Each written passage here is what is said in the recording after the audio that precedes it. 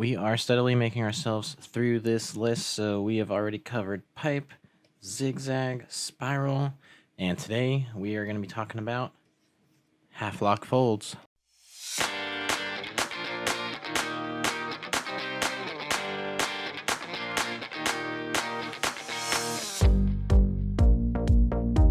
So what is a half-lock fold? A half-lock fold is kind of like what the name suggests. It's really just a fold that goes usually halfway across the item. So you guys can see here, it's this fold here. It goes halfway across, halfway, right? You get the idea. And it just kind of interlocks with the fabric. So it's generally happens when you have an extreme bend going on. So like right here, we have like a 90 degree or even a little further than 90 degree. You know, here we have a nice big bend here as well. You have the torso bend. So generally it happens when you have these really deep bend motions going on, but it can also happen in a lighter bend. It really just kind of depends on the thickness and the width of the fabric that is being worn. Generally, you have two kinds of half-lock folds. You have the half-locks that you see from the side of clothes. So, you know, we have the arm and the leg here, or even the side of the torso. And then you have the half-lock that you can see from the front too. So this is essentially, these are your two fronts right here. We have the elbow and the knee. And what's happening here is the same thing that's happening here. We're just seeing the bowing out of the fabric from the front side. I personally really like the look of the half-lock from the front. I think it's a really easy cheat on how to kind of just show clothing folding or like someone's arm bending, because really all you have to do is remember the simple shape of a leg, and then you just kind of put two flared out triangles there on the side. You know where your elbow is, and then it really just flares out from right above that tension point, and you get that fabric kind of coming around. So if you look at this macaroni noodle diagram over here on the left, I found this was an artist depiction here. This is a really good example of what's happening in the half-lock fold. So you can see if we look at this example right here, the arm is coming down and it's kind of coming here, and then the next cylinder shape, which is the lower arm, right? It's overlapping. You see this dotted line right here? It's overlapping this first cylinder. So that's what's giving us this interlocking shape right here with the fabric. So just like we have two cylinders interacting, the fabric is interacting as well. So you have fabric that is going down, and then now it has to go around something like so, or it could be wrapping around like that.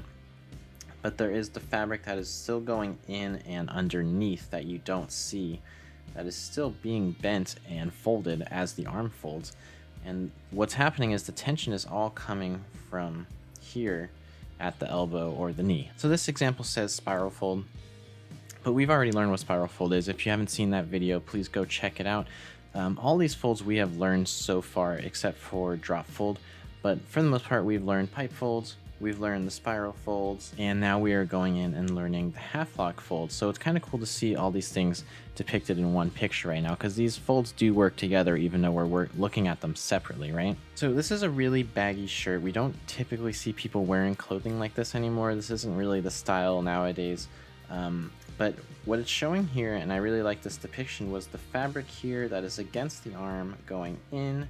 We know that this fabric is probably going somewhere in here like that, but we can't see that part. And what we have here is a gathering of fabric just coming through and folding right over, creating that half-lock shape. So we're going to be looking at several examples in this video, but we're really just going to be focusing on where the limbs are bending primarily. If you guys want to draw the other folds, because other folds are happening and they're also interacting, please go ahead, feel free.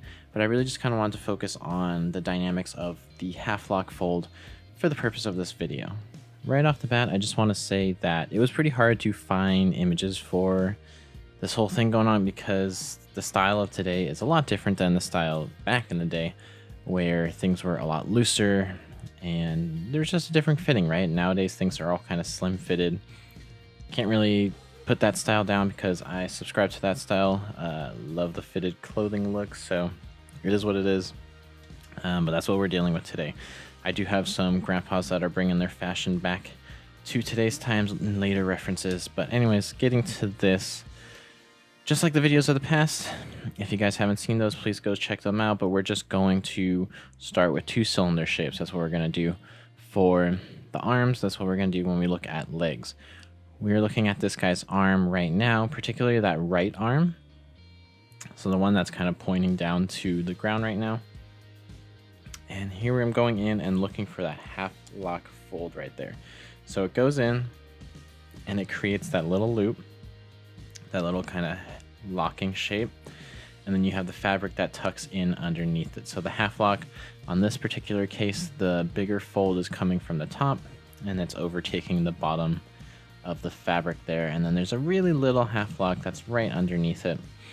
You don't get anything super interesting with this one just because of how tight the arm fabric is here, but that's just the nature of the clothes or the suit that this guy is wearing. So again, it is what it is. I thought I'd go in and add a little bit of shade on this one. I don't do this for any of the others, but if you guys would like to, please apply this to the others. Again, folds, they're just much more believable if created with shadow and light. So just thought I'd kind of throw this one in as an example. So I threw in a nice base tone, and then I kind of darkened the edges, because again, if you think of a cylinder, which is what the fabric is wrapping around, right? The fabric is a cylinder shape as well. You got a highlight coming through generally somewhere in the middle or off center, and then the sides are usually dark. So you can go ahead in there and start with the idea of a cylinder. Now I came in now with a little bit of a darker color. I made my tool a little smaller, so I'm trying for some sharper edges in here.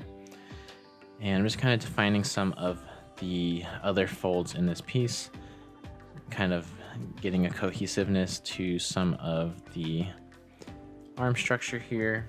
And again, this is just kind of a first look at this stuff. We don't have to go this far into detail. If you guys are just in this for the half lock fold, just worry about, you know, the half lock fold where the arm is bending. That's perfectly fine. So coming in here, just adding some nice dark tones to really show that that area is folding over and popping out. And we're gonna move on. So the leg over here that I put a red square around, we also have a pretty good example of a half lock right there. Really, really small, but if you can see that kind of looped shape right where that knee is bending, that's where we're getting that half lock shape in there. Again, it wasn't the easiest to find examples of the classical half lock that we looked at from the traditional artist examples in the beginning, because the nature of clothes is very different than what it used to be back in the day. But I wanted to show this modern look because these principles do still apply. They just might be a little smaller or harder to find. So I wanted to put this in so you guys can kind of see that, to know what to look for essentially, right? So just like the arm, I was looking for that little looping shape in there. You can see that I drew some lines going from the back of the knee, kind of spiraling towards the front of the knee, right? Because I want to remember that the fabric is all being pulled to that point of tension. Or, well, the knee is creating the point of tension and the fabric is all being pulled to the bend, right? So I want to remember that it's kind of flaring out from there. So I just kind of gave myself a little reminder of that. And then I was kind of exaggerating and kicking up some more of the folds in there just to make them seem a little bigger and to also give these pants a little more volume in there. But really, I'm just looking for the half lock shapes, and I'm just kind of emphasizing them and creating that looping shape, right? So remember, when a cloth or a piece of cloth folds, it has an outer rim. That outer rim is in the most light possible, and then as it folds away, you see less light, right? I'm not going for much shading here, but I just thought I'd throw that detail in there. Again, it really kind of helps to solidify that you're drawing a fold if you just at least throw a little shade of tone over it. And finishing this guy off with a little bit of seam detail, and then we'll move on to some 3 cool old dudes. Here we have the 3 coolest guys you will ever meet with the highest pants you will ever see. Even though these guys all have a pretty good clothes going on here, and I see a half lock in most of them, we're going to focus on the guy in the middle, and we're going to focus on that right leg. So remember, we have 2 different kinds of half locks, right? We have the half locks we see from the side, and we have the half locks we see from the front. So this is an example of from the front. that we're going to focus on here. Really quick, when we're drawing these shapes, they're sitting and we're kind of lower than their head level if we're putting ourselves in the place of the photographer. So that leg, the cylinder shape, the upper part of the leg is coming at you. We have foreshortening here, right? So don't just make it as long as you would normally make the upper leg, because the forced perspective is actually making it a little bit smaller. And then of course the bottom portion of the leg is about the same height. And you guys don't have to draw in his cool sandals with suit combo here, but I just kind of wanted to give myself a little ground plane, so I drew in a little foot shape there. Alright, so what we're going to do is we're going to knock this down a little bit. So remember, drawing lightly always helps. And then now I'm just going to kind of find my fabric over the structure. So I'm going to find my folds. So you can see that the fabric is bowing out a little bit there, and then the pants drop straight down. Now we haven't got to this yet, but this is its own type of fold. This is called a drop fold. So you might remember that from the diagram we just looked at in the beginning, where I said we haven't looked at this yet. This is what it is. There's a couple examples of it, but it's generally created right here, where you see the fabric fall off of the knee, and it just creates this nice straight drop shape, right? There's no leg underneath it, maybe on the other side, but from right there, that's just pretty much empty fabric folded up into a square shape. Okay, so to the left side of the knee, I drew a nice bowed out triangle shape there. Honestly, I could have gone even bigger with it. I was kind of, now that I look at it, I could definitely make that correction if I wanted to. But the point here is that you just want to make sure that you show it flaring out, because that's really what is happening with that half lock shape. And you can see it happening on the other side of his leg, and with his friend to his left in the gray suit there, you can see it happening on his leg as well.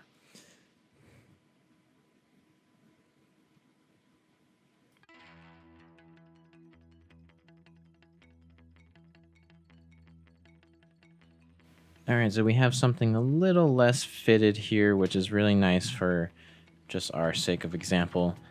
So he has a little bit of a looser shirt, so we can really see that half lock shape, and it actually goes all the way through his arm, which is not typical, but it's really nice for our purposes here. So again, just drawing your cylinder shape. Just like I said, there was foreshortening on that last picture we looked at with the thigh. Here we have a little bit of foreshortening happening with that lower arm, because that lower arm is coming towards us a little bit. It's not just going straight down, so you just want to consider that when you're drawing. I would explain foreshortening a little more, but I think that could be a whole video on itself, and I've done a video similar to that as well that you guys could check out. Alright, so I'm just going to draw a little bit of an indication of the folds going on at the top, because obviously they lead into the fold, or the half lock fold in particular, and they give the reason why, essentially, right? So you can see that overhanging kind of cliff right there, right above where the elbow bends. That's our half lock shape on this man's arm here. And so for me, if I looked really closely, I could see that there was kind of like, it bends around, and then you can see this really small loop kind of hook shape in there, and then that's what went all the way over to the other side of the elbow, and then I created another loop on that side, and then I just kind of connected them with some darker tone and shade. Right, so then you can come in and kind of figure out the rest. This one right here, this is a small half lock, a little loop shape right there. And then the rest is just going to be subsequential folds that come from the fabric bending that we've talked about in a different few other videos, right? Where we have some tension and some folds being pulled as well. So you guys don't have to go into the full detail here, but I always kind of like to show the result, right? So like, just the half lock is creating folds down the arm, just like the other folds that are above the arm are helping to create the half lock. Everything plays a part together, so I don't want you guys to just kind of go through your drawings thinking, today I'm going to draw a half lock drawing. These are very much things that are symbiotic. They live together. So, you know, at this point, try to get comfortable putting more than one. You know, usually in any example of clothes, you're going to see at least 3 going on, if not all of the above, but you know, you can usually simplify to a 2 or 3. All right, so this is me just kind of obsessing over detail. The folds in his shirt were just kind of all over the place and kind of fun and tempting, so I had to go for it. And then we are going to move on to the second coolest guy I have ever seen.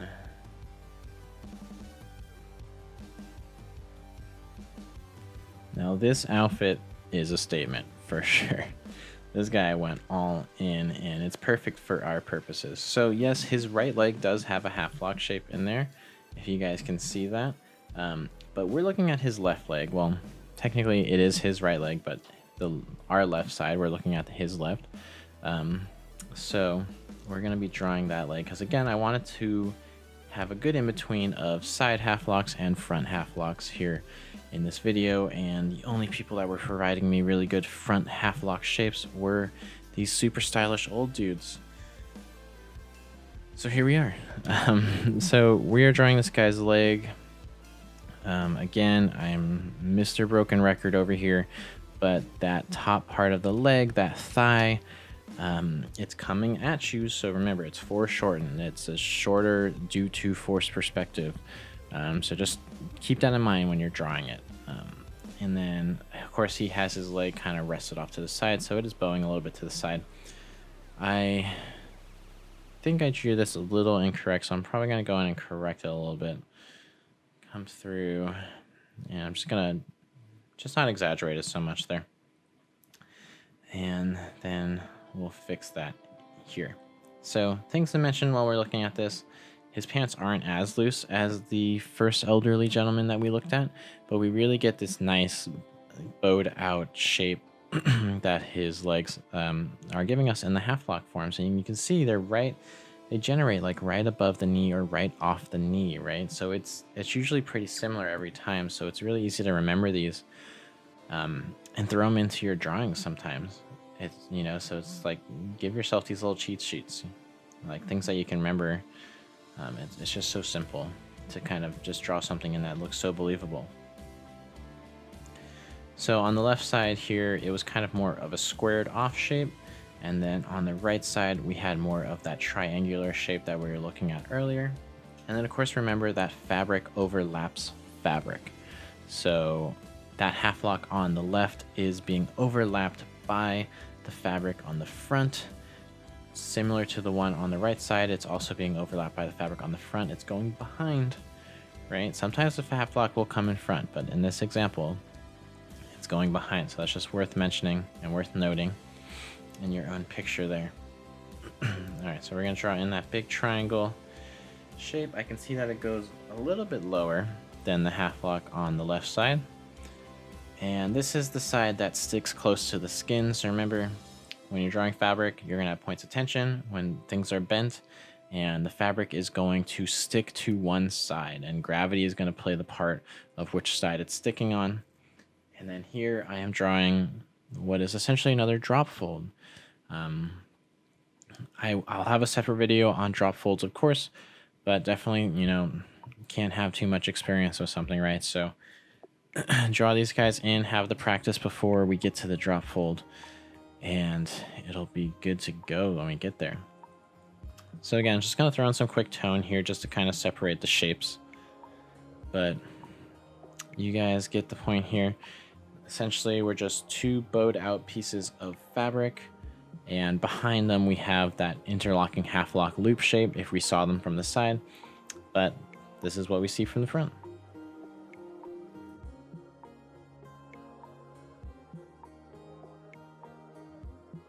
And I wanted to throw in this example because we were looking at the diagram from the beginning, and you can see that there is a person bending. And so the half lock shape does happen on when someone's bending. Their torso and their hip is just another hinge joint.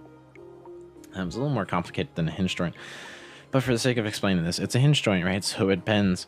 And so just like that picture or the diagram that we saw from the artist, we're gonna make our own version of that. So I found this picture here, and of course she doesn't have a shirt, but we do see that half lock happening in the bottom portion of her dress where her stomach is folding over, which is what happens when you're a natural person and your stomach folds, right? So your fabric follows form.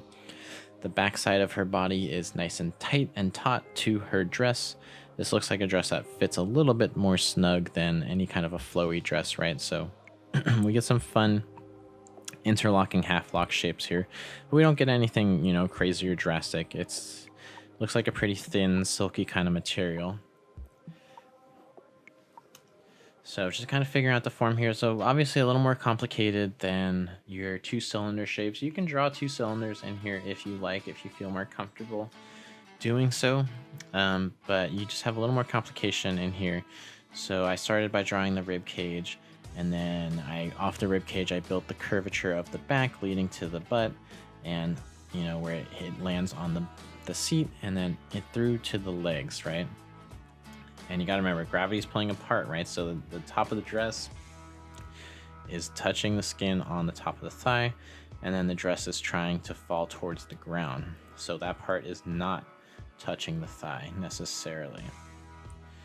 All right, coming in and just kind of darkening my shapes here a little bit for you guys before we figure out the half lock. And this is exactly where the half lock happens. So you see where it drops into the dress, and then it's going to curve and cut through into the body, just like so. And that is the fabric interlocking right there. You have fabric going 2 different directions, and it's trying to go to that point of tension from the fold, from the bend.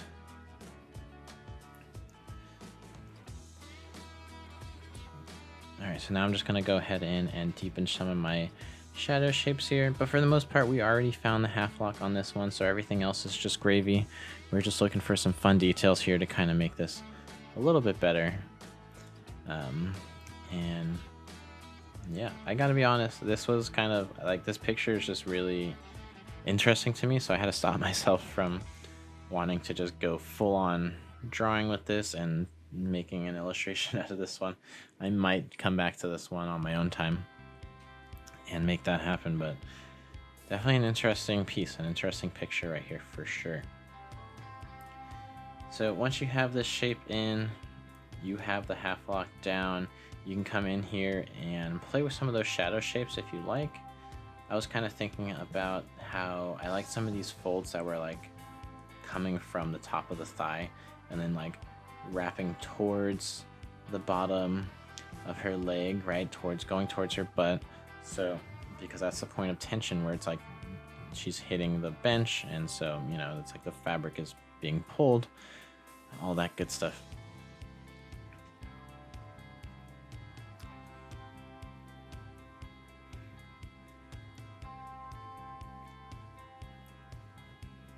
So just kind of throwing in some quick shadow shapes, a little bit of defining here, and then that's gonna be it. Alright guys, you made it. This was the half lock video. So here's a look at some of the drawings we did today. I hope this was helpful. As we kind of go through these folds, we're going to see how they connect to each other and how they all kind of play a part together. And then, you know, eventually we'll be able to look at them all in one piece.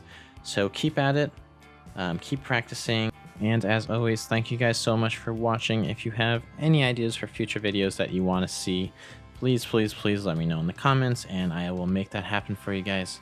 All right, have a great day.